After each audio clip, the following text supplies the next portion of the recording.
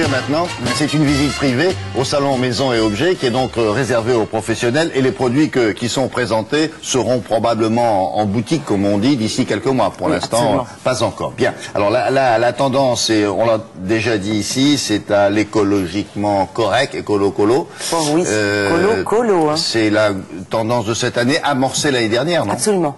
C'est une tendance qui s'est amorcée déjà dans les précédents salons et qui se confirme.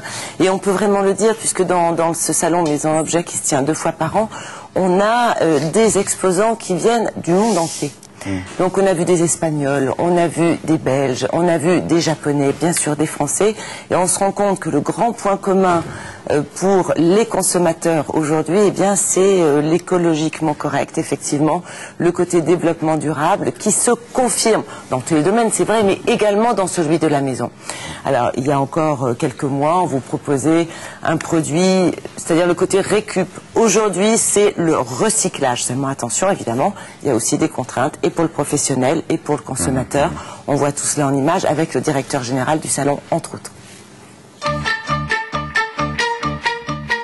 Il n'y a pas de bien-être dans le monde de la maison sans bien-être du consommateur. Et tout le challenge des fabricants et de l'industrie du monde de la maison aujourd'hui est de tenir compte de cette exigence. Ce rectangle est en feutre 100% laine. C'est un sac à main et il se monte en 20 secondes. Et voilà. Pour assurer cette exigence, les fabricants aujourd'hui utilisent les hautes technologies pour fabriquer des meubles plus simples, plus légers, plus fonctionnels et qui permettent aux consommateurs en final de mieux vivre. À partir de cette bouteille de plastique, on ne fait pas uniquement de la laine polaire, mais on fait également des produits design. C'est une petite cloison modulable qui a une valeur acoustique énorme. Autre produit qu'on a dans le style, ce sont les lampes. Elles sont réversibles et modulables en hauteur. Et demain, quand il n'y aura plus de plastique, on va clairement vers le recyclable, comme sur tous les marchés, et en même temps, peut-être, l'utilisation de matières qu'on n'a pas l'habitude d'utiliser dans la maison ou dans les meubles, comme des copeaux de bois issus de l'industrie du bois, qui n'est pas utilisé par l'industrie du bois.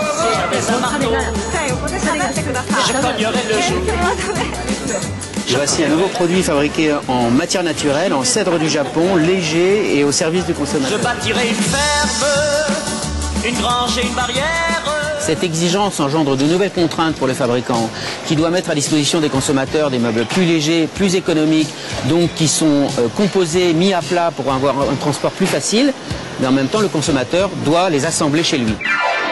Alors quelques exemples de cette produit de nouvelle consommation. On a ici un tabouret recyclé en acier recyclé et en pneus recyclés, pas de clous, pas de vis.